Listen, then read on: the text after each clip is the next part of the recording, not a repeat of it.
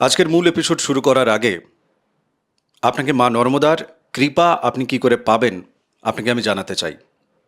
আপনি যদি প্রতিদিন ত্রিকাল এই নর্মদাষ্টকম পাঠ করেন, আপনি মায়ের কৃপা পাবেনই পাবেন। মায়ের কৃপা আপনার উপর বর্ষিত হবে। ফ্রি অফ কস্ট নর্মদাষ্টকম পাওয়ার জন্য হোয়াটসঅ্যাপে আপনি আমাকে লিখুন আপনার নাম এবং ঠিকানা দিয়ে, যে পিডিএফ বই চাই, আমি আপনাকে পাঠিয়ে দেবো সঙ্গে সঙ্গে। এই পিডিএফ বই আপনি প্রতিদিন 5 জনকে শেয়ার করুন। আর যারা নর্মদাষ্টকম পাঠ চক্রে অনলাইনের মাধ্যমে জয়েন করতে চান ফ্রি অফ কস্ট, তারাও আমাকে হোয়াটসঅ্যাপে লিখবেন। আসুন আজকের মূল এপিসোড শুরু করা যাক। নমস্কার, নর্মদেহার শিবকন্যা মা নর্মদাকে প্রণাম জানিয়ে শুরু করছি আজকের এই এপিসোড, গুরু চণ্ডাল দোষের এপিসোড। নামটা শুনেই বুঝতে পারছেন যে দোষ ধরাধরির ব্যাপারটা আজকের এই এপিসোডে একটু বেশিই থাকবে, কেননা গুরুচণ্ডালের মধ্যে খুব সত্যি কথা সেটা হচ্ছে যে ভালোর যে ব্যাপারটা সেটা অনেকটা পরে আছে, জীবনের একেবারে প্রান্তে শেষের পথে, তখন গিয়ে কিন্তু ভালোটা আপনি উপলব্ধি করতে পারবেন। আর তার আগে জীবনের যে মানে ধরুন অর্ধেক ইনিংসের আগের যে খেলাধুলোটা সেটা পুরো টি-20 চলতে থাকবে। এখন পুরো জিনিসটা কীরকমভাবে হবে না হবে, আমার সাথে গোবিন্দবাবু আছেন। গোবিন্দদা, স্বাগত জানাই। নমস্কার। সিংহ লগ্ন, এদের যে চারিত্রিক বৈশিষ্ট্য আমি সেইটা আগে তোমার কাছে জানবো। এনাদের নিজেদের চারিত্রিক বৈশিষ্ট্য কেমন? এক কথায় ওনারা হচ্ছেন প্রচণ্ড পরাক্রমী, এক সাহসী। ওনাদের সবসময় শীর্ষ জায়গাটা দখল করা বা অলঙ্কৃত করার প্রবণতা এদের মধ্যে প্রচুর পরিমাণে দেখা যায়। আর এদের মধ্যে কি থাকে জানো, একটা আলাদা অর্গানাইজিং সিস্টেমটাকে ধরে রাখা, পরিচালনা করা, এগুলোর দক্ষতা এদের মধ্যে প্রচুর পরিমাণে থাকে। আবার এর অধিপতি যদি খারাপ হয়ে যায়, এইটা করতে গিয়ে তখন সে খারাপে চলে যায়। কিন্তু এর গুণাবলীগুলো হচ্ছে এই জায়গাগুলো, একটা লিডারশিপ মনোভাব, একটা কর্তৃত্ব করার ক্ষমতাও ওদের থাকে। মনোভাব শুধু থাকলে হবে না, ক্ষমতাও ওদের মধ্যে থাকে। এগিয়ে যাওয়া, সব কিছুকে ছেড়ে ছুড়ে যা আমি যাচ্ছি তোমরা আসো পেছনে, ওটা মানুষকে পথ দেখানো। অনেক সময় আরে নেতাগিরি মানে যে কোনো দলীয় নেতা হতে পারে, কোনো প্রাতিষ্ঠানিক নেতা হতে পারে, কথাটা বুঝলে, কোনো সংগঠকের শীর্ষ কর্তা হতে পারেন। এদের ভূমিকা সেইগুলো। বেশ, সিংহের মানে সিংহ লগ্নের বা সিংহ রাশির এই যে আমরা আজকে আলোচনাটা করছি, হ্যাঁ তুমি যেগুলো বলছো আমি তার সাথে একমত। কিন্তু আমি ভাবছি যে সিংহ লগ্নের যে কোনো মানুষ তার জন্মছকে দেখা গেল তার চতুর্থ ঘরে বৃহস্পতি এবং রাহু একযোগে তার জন্মছকে আছে। তাহলে এই মানুষটি পরিবারের জন্য উনি যা যা কিছু করবেন, ওনারও তো প্রত্যাশা একটা থাকবে। পারিবারিকভাবে সম্মান বলি, সুখ বলি, পরিবার তো একে অপরের পাশে থাকার নামই হচ্ছে পরিবার। অবশ্যই আমরাও একটা এপিসোড বানাচ্ছি আপনাদের সাথে, একটা একে অপরের পাশাপাশি থাকা, ওনাদের কথা ভেবে বা ওনাদের কমেন্ট বক্স থেকে প্রশ্ন তোলা, সেইগুলো তোমার কাছে করা, তো দেওয়া নেওয়াটাই একটা পরিবার তৈরি করে। এটাও আমাদের একটা পরিবার, এটাও একটা পরিবার। মা নর্মদা পরিবার। হ্যাঁ, চতুর্থে বৃহস্পতি এবং রাহু ওনার জীবনকে কতখানি সমৃদ্ধ করবে পারিবারিক জায়গা থেকে, বা চতুর্থের ঘর থেকে আরো যা যা কিছু বিচার করা যায় সব জায়গা থেকে। তুমি একটু ডিটেলসে একটু বিস্তারিত বলো। প্রথমত প্রাথমিক স্তরে পড়াশোনার ক্ষেত্রে বিঘ্নতা তৈরি করবে। আচ্ছা, স্নাতক স্তর পর্যন্ত প্রচণ্ড বাধার সম্মুখীন হতে হবে, পড়াশোনায় মনোনিবেশ করতে পারবে না। হ্যাঁ, এক প্রকার যদি এখানে প্রপার গাইড না করা যায় তাইলে এক প্রকার গোড়াতেই গলদ থেকে যাবে। উচ্ছন্ন প্রকৃতির পড়াশোনার নামে ওরা কিন্তু দেখবে অনেক কিছু খারাপ কিছু করে বেড়াবে এই জায়গাটায়। দ্বিতীয়ত তারপর সে ঢুকে গেল পারিবারিক জীবনে, তার প্রয়োজনীয়তা হলো, সেখানে কি হবে না এদের পরিবারের মধ্যে দ্বন্দ্ব তৈরি হবে, ঝগড়াঝাটি হবে ওকে নিয়ে। আচ্ছা, ওকে নিয়ে ও ভাবছে যে আমি যেটা করছি ঠিক করছি, কিন্তু পরিবারের কাছে মনে হবে যে না, ও যা করছে ভুল করছে। এই নিয়ে দ্বন্দ্বটা তৈরি হবে। মানসিকতার পার্থক্য হতে পারে, কর্ম করার পার্থক্য হতে পারে, আচার আচরণের পার্থক্য হতে পারে, ব্যবহারিক দিক পার্থক্য হতে পারে। এইগুলোর কারণে এর মধ্যে সমস্যা দেখা দেবে। আচ্ছা, মানে এক্ষেত্রে তাহলে দৃষ্টিভঙ্গির একটা বিপর্যয় ঘটছে, অবশ্যই, তাই তো? অবশ্যই। মানে সেটা আমি আরেকটু ডিটেলসে জানতে চাইছি, জ্যোতিষীয় ব্যাখ্যা দ্বারা জানতে চাইছি যে তাহলে এর সমাধানটা হবে কিভাবে? এখানে ভাই কুণ্ডলী প্রপার দেখতে হবে, কারণ এখানকার চতুর্থের অধিপতি হচ্ছে মঙ্গল। তারও অবস্থানটা আমাদের বুঝে নিতে হবে যে চতুর্থাধিপতি তিনি কোন জায়গায় আছেন। আচ্ছা, মানে ওনার জন্মছকে। হ্যাঁ, ওনার জন্মছকে কোন জায়গায় আছেন। আবার সেই জায়গাটা তিনি কতটা জায়গায় থেকে শক্তিশালী অবস্থায় আছেন। আবার এ জায়গায় যে রাহু আর বৃহস্পতি বসে আছেন, এর মধ্যে কে কতটা শক্তিশালী অবস্থায় আছেন। বোঝা গেল? দুজন থাকা মানেই তো গুরুচণ্ডাল। কিন্তু কে কতটা শক্তি নিয়ে গুরুচণ্ডালে অবতীর্ণ হয়েছেন। যুদ্ধ করতে দুজন নেমেছে, কার কতটা শক্তি। হুম। এবার দেখা গেল যে খারাপ লোকটির শক্তি বেশি, তাহলে ভালো লোকটি তো পরাজিত হবেই এই দ্বন্দ্বে। গুরুচণ্ডাল মানে একটা দ্বন্দ্বমূলক জায়গা, সব সময় মাথায় রাখবে। এদের রাগ বেশি, কথায় কথায় রাগ, দ্বন্দ্বে সবসময় দ্বন্দ্বমূলক জায়গায় জড়িয়ে পড়বে। তাইলে এবারে দ্বন্দ্বে জয়ী কাকে করাবো? আমরা চাই সবসময় বৃহস্পতি জয়ী হোক, এটা তো প্রবণতা। তাইলে আমাকে আগে দেখতে হবে বৃহস্পতি কী অবস্থায় আছে আর রাহু কী অবস্থায় আছে, আর এই রাশির অধিপতি তিনি কী অবস্থায় আছেন। এগুলোকে আগে বিবেচনা করতে হবে, তবে গিয়ে সিদ্ধান্ত গ্রহণ করা যাবে। না হলে কিন্তু ওই যে গুরুচণ্ডালী দেখে নিলাম, অন্য কিছু দেখলাম না, তা কিন্তু হয় না। এই যে রাষ্ট্রাধিপতি রবি, তিনি কোন অবস্থায় আছেন, কারণ এগুলো তো তার হাত পা মাথা, রাশিটা হ্যাঁ, মূল, হ্যাঁ, হ্যাঁ, হ্যাঁ। তার এক জীবনের একটা বিভিন্ন অঙ্গ, সেটা একটা। অঙ্গ বা বিভিন্ন ক্ষেত্র, তিনি বেশ। কি অবস্থায় আছেন। আচ্ছা, তৃতীয়ের ঘরে বৃহস্পতি রাহু ওনার জন্মছকে ৩ নম্বর ঘরে হ্যাঁ, এক জায়গায় বসে আছে। হ্যাঁ, হ্যাঁ। ৩ নম্বর ঘর থেকে কি কি পাওয়া যায় এবং এক্ষেত্রে উনি কি কি পাবেন বা কি কি ফলাফল ৩ আসছে? নম্বর ঘর হচ্ছে যোগাযোগ, পরাক্রমতা, ভ্রাতা, মানে ভাইদের সাথে সম্পর্ক বা কটা ভাইটাই, এগুলো বোঝা যায়। ছোটোখাটো ভ্রমণ বোঝা যায় হুম, এই জায়গা থেকে। হুম, পাড়া প্রতিবেশী বোঝা যায়। হুম, এই জায়গায় পাড়া প্রতিবেশীর সাথে দ্বন্দ্ব তৈরি হবে, ভাইয়েদের সাথে দ্বন্দ্ব তৈরি হবে, বিশেষ করে আরও যাব পরে। হুম, হ্যাঁ, ভাইয়েদের সাথে দ্বন্দ্ব তৈরি হবে হুম। এক। আবার বড় ভাইয়ের সাথে দ্বন্দ্ব হলে সেটা অন্য জায়গা থেকে, আচ্ছা, এইগুলো এগুলো তুমি উস্কে উস্কে যাচ্ছ এক একটা জায়গাগুলো, এগুলো একটু ক্লিয়ার হয়ে যায় মানে তাহলে। এটা ছোট ভাইয়ের জায়গা। দেখো, উনি চিনতে যদি পারেন, মেলাতে যদি পারেন, হ্যাঁ, তাহলেই তো ওনার মনে হবে যে না, আমাকে এটা গোবিন্দবাবুর সাথে যোগাযোগ করে সমাধান করা হয়ে যাবে। এই ঠিক গুরুচণ্ডালী আছে? তৃতীয় থাকলে ছোট ভাইদের সাথে সমস্যা হবে। মানে সেটা সমস্যাটা কি নিয়ে হতে পারে বা কি রকম ধরন, না, যতটুকু বলা সেটা যায়। সেটা আবার কুণ্ডলী, এটা এখান থেকে আসবে না। এখানে হবে আমরা শুধু দেখবো দ্বন্দ্বটা হচ্ছে, কথাটা খুব বুঝবে কি কারণে দ্বন্দ্ব হচ্ছে। তুমি যখন খুঁজতে যাবে তখন তাকে দেখতে হবে। আলাদা কথা, দেখা গেল সুপ্তভাবে তার কুণ্ডলিতে তার বাবা, তার মা একটু তার বড় ভাইকে ভালোবাসে বা ছোট ভাইকে ভালোবাসে বেশি, এ মনের থেকে ক্ষুব্ধ যে ভাইয়ের পড়াশোনার জন্য ৫,০০০ টাকা অ্যালোট, আমার জন্য নয়। ভাইটা ভালো প্রকৃত, যার জন্য তাকে হয়তো কোনো কারণে সে খরচ করছে, তুমি ভালো হতে পারোনি, তোমার বাজেটটা কম, সেটা থেকে হিংসা তৈরি হবে। সেখান থেকে ভাইয়ের সাথে শত্রুতা করবে। ভাইয়ের সাথে কি কি কারণে শত্রুতা হয়? জমি জায়গা নিয়ে হয়, কথাটা বুঝবে। জমি জায়গা নিয়ে একটা লিটিগেশন হয়, যে কোনো কারণে হোক। আর বাবা মা থেকে যদি পক্ষপাতিত্ব আসে, ওখানে হয়। মূলত ভাইদের সাথে এই কারণেই ঝগড়াগুলো আসে, কিন্তু অন্য খুব একটা কারণ থাকে না এদের মধ্যে। আর যে গুপ্ত কারণ থাকে, সে ভাইয়ের বউ এটা বললো কেন, ভাই সেটা নিয়ে ওকালতি করলো, ওগুলো গল্প বাদ দাও।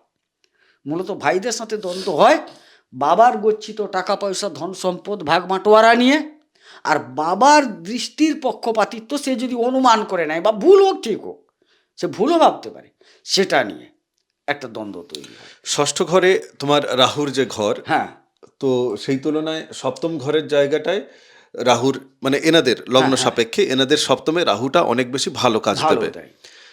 তো তাহলে ষষ্ঠ ঘরে গুরুচণ্ডাল দোষ আর সপ্তমে গুরুচণ্ডাল দোষ একটু ডিটেলসে ওনাদেরকে বলো যে কি কি এক্ষেত্রে। ষষ্ঠের গুরুচণ্ডাল দোষ হুম, আইনি লিটিগেশনে জড়িয়ে দেবে, মালি মোকদ্দমায় জড়িয়ে দেবে, রোগ ব্যাধিতে জড়িয়ে দেবে। যেরকম কোমরের নিম্নাঙ্গ সহ আমাদের একটু ব্যাক পেন যেটাকে বলা হয়, মানে মেরুদণ্ড টেরুদণ্ড, এই যে হাড় টাড়গুলো, এগুলোর একটা সমস্যা আসবে। খাদ্য হজমজনিত সমস্যা, যকৃৎজনিত সমস্যা, হ্যাঁ, লিভারজনিত সমস্যা, এগুলো দেখা দেবে। কারণ হচ্ছে এখানে বৃহস্পতির নিচস্থ স্থল, বৃহস্পতি একদম দুর্বল। আর রাহুর সবচেয়ে খারাপ ফল এখানে দেন।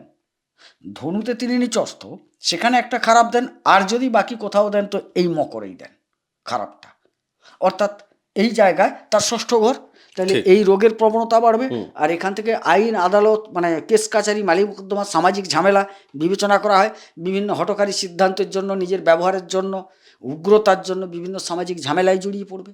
না না, উনি যে এই যে সামাজিক ঝামেলাগুলোতে জড়িয়ে পড়ছেন, হ্যাঁ তার তো নির্দিষ্ট একটা কারণ থাকবে। মানে ওনার ওপর শত্রু দ্বারা যে উৎপীড়ন, হ্যাঁ ওনার সাথে অযথা মানুষজন যে শত্রুতা করছে, হ্যাঁ তো সেই জায়গাগুলো কি এক্ষেত্রে ওনাকে জড়িয়ে দেওয়ার জন্য মানে কারণ হিসেবে পরিগণিত হচ্ছে? ধরো তোমার উপর কেউ ইচ্ছা করে কেস করেছে, তোমার ষষ্ঠে বৃহস্পতি এবং রাহু আছে, তোমার নামে কেউ গিয়ে ধরো একটা জিডি করেছে বা এফআইআর করে আসছে, তুমি তো নিজেকে সমর্থন করার জন্য, নিজেকে বাঁচানোর জন্য তো হোক আর নাই হোক, তোমার নামে কেস হয়েছে মানে তোমাকেও যেতে হবে, হ্যাঁ তাই না? তো এই সিংহ লগ্নে জাতক জাতিকা যারা আছেন, তো তাদের মধ্যে মানে এক্ষেত্রে ষষ্ঠে বৃহস্পতি রাহু বসে ঠিক কি কি রকম ভাবে তার জীবনে আগত হচ্ছে আর কি কেস কাছারি? আচ্ছা, এই জায়গায় বিভিন্নভাবে বলতে প্রথমে আসি, ওনারা তো বিভিন্ন কর্মের সাথে যুক্ত, উনাদের কর্মের প্রাবল্যতা অনেকে সহ্য না করে হিংসা করতে পারেন, নাম্বার ওয়ান। মানে খ্যাতি সহ্য করতে পারছে না, হ্যাঁ মানে কেননা হ্যাঁ এনাদের কোয়ালিটি, মানে Quality কোয়ালিটি আছে। এনাদের আছে কাজের আচ্ছা, ক্ষেত্রে। প্রতিদ্বন্দ্বী থাকবে, কারণ এদের লিডারশিপ মনোভাব থাকবে, আমি আগে বলেছি। তাহলে যে লিডার হবে সেই জায়গায় কোনো গন্ডগোল উপস্থিত হলে প্রথমে ওই কি বলে যে ওকেই ধর, না না না, পালের সেটা গোদাটা। সেটা নয়, বিষয়টা নয়।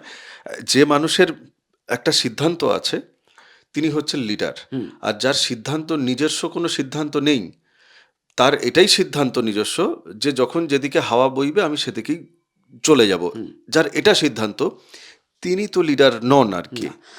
আমি কি বলছি শোনো, যদি আমি একটা উদাহরণ দিচ্ছি, এটাকে সেরকম ভাবে নেবে না। দুটো রাজনৈতিক দলের কোনো কারণে সংঘর্ষ হলো, দুটো ক্লাবের ধরে নাও সংঘর্ষ হলো, মামলাটা কার নামে হবে জানো? ওই ক্লাব সেক্রেটারির নামে হবে। সাথে যে প্রকৃতপক্ষে ছঘা দিয়ে দিয়েছে না, তাকে খুঁজবে না, ক্লাবের সেক্রেটারিকে কেস কর, ক্লাবের সভাপতির নামে কেস কর। আর এরা তো হচ্ছে লিডারশিপ মনোভাবের মানুষ, তার পদাভিষিক্ত থাকেন, ঘুরে ফিরে আসবে। তবে হ্যাঁ, এটা সর্বক্ষেত্রে নয়, এদেরও কিছু অহংকার, এই যে চল আমি আগে আছি, আরে তুমি আগে আছো, তুমি তো অমনি নেতৃত্ব হিসেবে আগে আছো খাতা কলমে, তারপরে যে চল আমি আগে আছি দেখে নেব, এই যে মানসিকতা, সেটাও কিন্তু এইসব লিটিগেশনে জড়িয়ে দেওয়ার একটা মূল কারণ।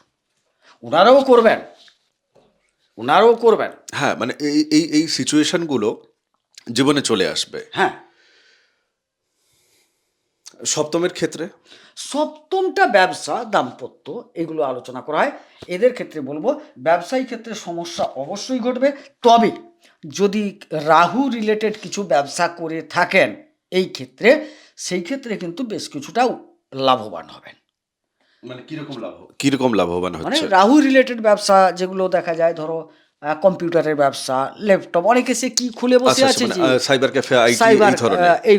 এইগুলোতে তাদের একটা আলাদা ইয়েও আসবে, দৃষ্টিভঙ্গিও আচ্ছা, আসবে। বিবাহিত জীবনে মূলত যে সমস্যাটা আসবে, হ্যাঁ হ্যাঁ, তার সমাধান কিভাবে এক্ষেত্রে কতখানি করা যেতে পারে?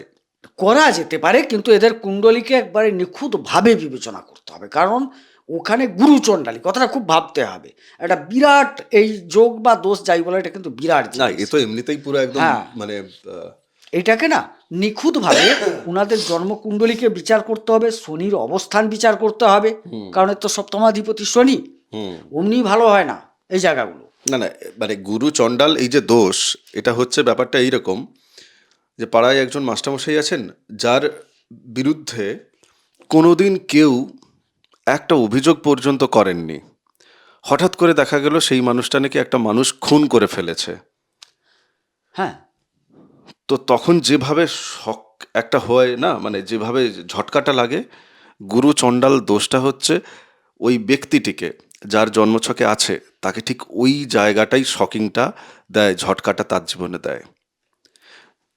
যে নিষ্পাপ একটা মানুষ, তার ক্ষেত্রে রাহু চলে গেল, তাই না? তো আচ্ছা, যাই হোক, নবমের ক্ষেত্রে এই বৃহস্পতি এবং রাহু একযোগে গুরু চণ্ডাল, তো এক্ষেত্রে ভাগ্যের বিড়ম্বনা হবে, ইত্যাদি ইত্যাদি হবে, তুমি বলবে, আমি সেগুলো বুঝতে পেরে গেছি। হ্যাঁ হ্যাঁ হ্যাঁ, কিন্তু আমার বক্তব্য হচ্ছে, ধরো রাহু এবং বৃহস্পতি এর দশা অন্তর্দশা আমার জন্মছকে কবে আছে তুমি সেটা তো জ্যোতিষী হিসেবে দেখতে হবে। দেখলে তুমি বলতে পারবে যে ঠিক আছে। হ্যাঁ হ্যাঁ কিন্তু এমনও কি হয় কারোর জীবনে যে এই নবমে বসে আছে বৃহস্পতি রাহু, তার দশা অন্তর্দশা যাই চলুক না কেন, নবমের যে নবমপতি যিনি মঙ্গল, তার ধরো এত ভালো প্রভাব, তিনি এত ভালো তারা পেয়েছেন, সেই জায়গা থেকে বৃহস্পতি রাহুর কারকতা অনেকাংশে কিন্তু মানে একদম চাপিয়ে ফেলা গেল এবং প্রতিকার ছাড়াই সেটা কিন্তু সেই দোষমুক্ত হওয়া গেল, এরকম জায়গা হয়। না, প্রতিকার ছাড়া এখান থেকে দোষমুক্ত হতে পারবে না। এইখানটা যে কলুষিত তিনি বুঝতে পারবেন, নবম স্থান যখন কলুষিত হয়ে যাচ্ছে এর দ্বারা, বা কারোর জন্মছক নেই তিনি বুঝতে পারবেন। হ্যাঁ হ্যাঁ, তিনি বুঝতে পারবেন। পক্ষান্তরে তিনি কিন্তু গুরুদ্রোহী, মানে পক্ষান্তরে গুরুদ্রোহী মানে কি করে বুঝবেন না, তিনি বুঝতে পারবেন তার শিক্ষক 5 জনকে পড়াচ্ছে, তো তার দিকে যেন ঠিক দৃষ্টিটা নেই, আর 4 জনকে ভালোবাসছেন বেশি। বোঝাতে পারছি কিনা না আমি? স্বাভাবিক কারণে ওনার তো তাতে খারাপ লাগবে যে উনিও ও তো হ্যাঁ, উনি বুঝবেন তখন যে আমার নবম স্থলে গুরুচণ্ডালী আছে। যদি কারোর কুণ্ডলী নেই, মানে গুরুও সহ্য করতে পারছে না, উনিও পাচ্ছেন না। উনি তো পরে পারবেন না, কারণ গুরুর সাথে একটা দূরত্ব তৈরি হয়। হ্যাঁ, ওই আগে আগে আগে আচ্ছা। তো সেই পিঞ্চটা পাবে না, আগে যদি হুল ফুটে যায় তারপর তো উনি চিৎকার তারপরে করবেন। যারা উচ্চ শিক্ষায় আছেন, রিসার্চের ক্ষেত্রে, পঞ্চম নবম নিয়ে উচ্চ শিক্ষা রিসার্চ, হ্যাঁ। সেই জায়গাটায় বাধাগ্রস্ত হবে, যে কোনোভাবে ঘুরে ফিরে আটকে যাবে। তিনি রিসার্চে নেমেছেন, একসাথে হয়তো 5 জন একসাথে নেমেছেন, 4 জন সাকসেস পেয়ে গেল, উনি পেলেন না। তার মানে জ্যোতিষ বিদ্যার ক্ষেত্র থেকে এটা বলা যায় যে ধরো একজন ক্লায়েন্ট তিনি তো তার জীবনের বিভিন্ন প্রেক্ষাপটে তার জন্মছক অনেককে দেখাচ্ছে। আজ থেকে 10 বছর আগে সিংহলগ্নের কোনো জাতক জাতিকাকে কোনো একজন জ্যোতিষী তিনি বলেছিলেন যে হ্যাঁ আপনার জীবনে খুব এই ভালো রিসার্চ করতে পারবেন, ইত্যাদি ইত্যাদি করতে পারবেন, আপনি পেরে যাবেন এইগুলো।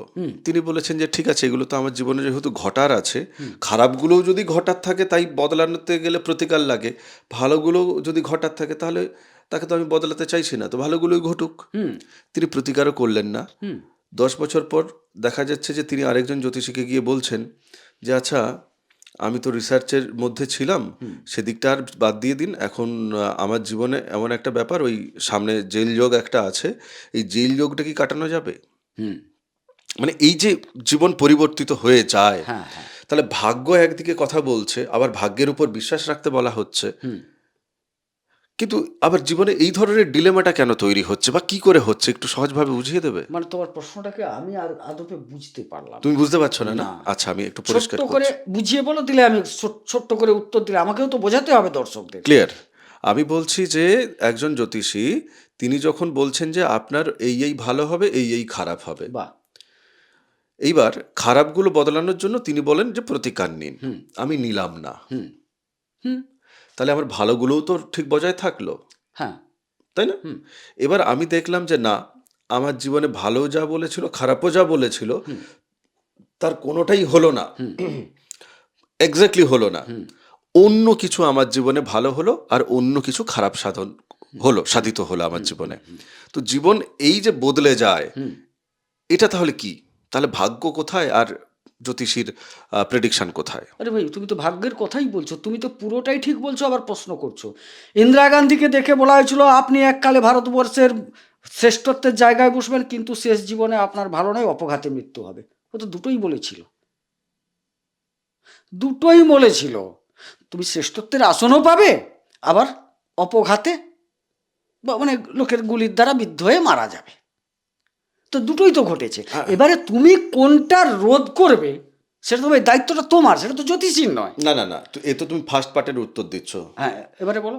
ফার্স্ট পার্টের ওটা উত্তর হয়েছে যে ঠিক আছে, দুটোই ঘটার আছে, দুটোই জীবনে ঘটেছে। হ্যাঁ। আমি বলছি দুটোই ঘটে না, এমনও অনেকের জীবন আছে তাদের জীবনে দুটোই ঘটে না। আচ্ছা। কিরকম ভাবে ঘটে না দেখো, কোন একটি মানুষ ঠিক তার জন্মছকে আছে যে তিনি এই অমুক একটি কাজে সাফল্য পাবেন, তিনি ধরো খুব ভালো সঙ্গীত শিল্পী হবেন, তাকে বলা হয়েছে, কোনো একজন জ্যোতিষী তাকে বলেছেন। এবার সেই মানুষটির জীবনে এমন একটি দুর্ঘটনা এলো, তিনি কথা বলতেই আর পাচ্ছেন না, তারপরে তার নার্ভ ড্যামেজ হয়ে গেছে বা ইত্যাদি ইত্যাদি হয়ে গেছে, তিনি ঠিকমতো করে কথাই বলতে পারছেন না, হ্যাঁ, তো তিনি সঙ্গীত শিল্পী হওয়া তো দূরের কথা। বাহ। তো এই যে জীবনে পুরো 360 ডিগ্রি ঘুরে যায়, হুম হুম তো সেটা কিভাবে আবার হয়ে যায় জীবনে? একটা জিনিস দেখতে হবে, তোমার এইটার সূত্র ধরে বলছি, দিলে বুঝতে সুবিধা হবে। আমাকে আগে দেখতে হবে একে চূড়ান্ত জায়গায় পৌঁছাতে কোন কোন গ্রহগুলো সাপোর্ট করছে। বাহ, শুক্র খুব ভালো অবস্থায় আছে, আর চন্দ্রও সাথে আছে, আর খুব সুন্দর জায়গা হলো। কিন্তু সঙ্গীত শিল্পী হতে হলে কণ্ঠেরও তো প্রয়োজন আছে। বুধ, তাহলে বুধটাকে আমি যে কোনো কারণে দেখছি না, তৎকালীন দেখছি যে মোটামুটি শুক্রের দশা চলছে, এই করে শুক্র খুব তুঙ্গাবস্থায়, আপনি খুব সুনাম করে যাবেন। কিন্তু শুক্রের দশার অভ্যন্তরেও বুধের অন্তর্দশাটা আসছে, দেখা গেল বুধের অন্তর্দশা বুধটা খুব খারাপ জায়গায় আছে, ড্যামেজে হয়ে আছে, তাইলে সেটা তো একটা প্রভাব ফেলবে কথাবার্তা, বাক্য গলা ইত্যাদির জায়গায়। তাইলে সেটাকে যদি আমি প্রকৃতপক্ষে না দেখে শুধু শুক্রের দশা শুক্রের অবস্থান নিয়ে আমি ক্লায়েন্টকে বলে যাই একরকম, কিন্তু সেটাকে যদি প্রকৃতপক্ষে দেখি যে না এর সাথে এই গ্রহটিকে দেখার দরকার আছে আরও, তাহলে সেটাকে যদি দেখি তাহলে দৃষ্টিটা পড়ে যাবে। তার জন্য তার কুণ্ডলিটা বিচার করার দরকার আছে প্রকৃতপক্ষে। আমি আমার উত্তর পেয়ে গেছি।